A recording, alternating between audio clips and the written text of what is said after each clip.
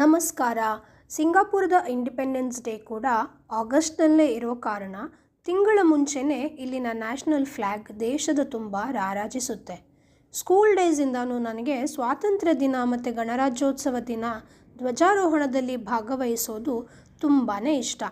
ಓದು ಮುಗಿದ ಮೇಲೆ ಉದ್ಯೋಗ ನಿಮಿತ್ತ ಬೆಂಗಳೂರು ಸೇರಿದ ಮೇಲೆ ಸರ್ಕಾರಿ ಶಾಲೆಗಳಲ್ಲಿ ವಾಲಂಟಿಯರಿಂಗ್ ಮಾಡಲಿಕ್ಕೆ ಹೋಗ್ತಾ ಇದ್ದಿದ್ದರಿಂದ ಧ್ವಜಾರೋಹಣ ಆ್ಯಂಡ್ ಸೆಲೆಬ್ರೇಷನ್ಸ್ ಜಾಸ್ತಿ ಮಿಸ್ ಆಗಿಲ್ಲ. ಬಟ್ ಸಿಂಗಾಪುರ್ ಫಸ್ಟ್ ಬಂದಾಗ ಇದೊಂದು ಬೇಜಾರಿತ್ತು ನನಗೆ. ಬಟ್ ಈ ವರ್ಷ republic day and independence day ಸೆಲೆಬ್ರೇಷನ್ಗೆ high commission of India office ಹೋಗಿ ಧ್ವಜಾರೋಹಣದಲ್ಲಿ ಭಾಗಿಯಾಗಿದ್ದು ಮತ್ತೆ ಖುಷಿ ಆಯಿತು. ನಾವು ಯಾವ ದೇಶದಲ್ಲೇ ಇರಲಿ, ನಮ್ಮ ತ್ರಿವರ್ಣ ಧ್ವಜ ಬಾನೆತ್ತರದಲ್ಲಿ ಹಾರುವಾಗ, ರಾಷ್ಟ್ರಗೀತೆ ಹಾಡುವಾಗ ಆಗೋ ರೋಮಾಂಚನ ಇದೆಯಲ್ಲ, ಜಸ್ಟ್ ಅಮೇಝಿಂಗ್. ಫ್ಲ್ಯಾಗ್ ಹಾಯಿಸ್ಟಿಂಗ್ ಆದಮೇಲೆ ಇಲ್ಲಿ ಇಂಡಿಯನ್ ಸ್ಕೂಲ್ಗಳಲ್ಲಿ ಓದ್ತಾ ಇರೋ ಮಕ್ಕಳಿಂದ ಕಲ್ಚರಲ್ ಪ್ರೋಗ್ರಾಮ್ ಇರುತ್ತೆ.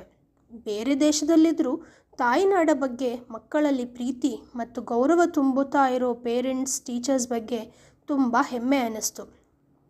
ಅದಾಗಿ ಅಲ್ಲೇ ಕೊಟ್ಟ ಲಘು ಉಪಹಾರ ಮುಗಿಸ್ಕೊಂಡು the human cost of terrorism display ನೋಡಿಕೊಂಡು ಹರ್ ಘರ್ ತಿರಂಗ ಸೆಲ್ಫಿ ಸ್ಟ್ಯಾಂಡಲ್ಲಿ ಫೋಟೋ ತೆಗೆಸ್ಕೊಂಡು ಹೊರಟ್ವಿ. ನಮ್ಮ ದೇಶದಲ್ಲಿ ಹೇಗೆ ಬೇರೆ ಬೇರೆ ದೇಶದ ಬಾವುಟ ಪ್ರದರ್ಶನಕ್ಕೆ ಅವಕಾಶವಿಲ್ಲವೋ ಹಾಗೆ ಇಲ್ಲೂ ಕೂಡ ಅವಕಾಶ ಇಲ್ಲ. ಬಟ್ ನಮ್ಮ ದೇಶದ ಎಂಬಸಿ ಆಫೀಸ್ಗಳಲ್ಲಿ ಧ್ವಜಾರೋಹಣಕ್ಕೆ ಅವಕಾಶ ಇದೆ. ವಿದೇಶದಲ್ಲಿರೋ ಭಾರತೀಯರೇ, next republic day and independence day ದಿನ ನೀವಿರೋ ದೇಶದ ಎಂಬಸಿ ವಿಸಿಟ್ ಮಾಡೋದು ಮರಿಬೇಡಿ ಆಯಿತಾ?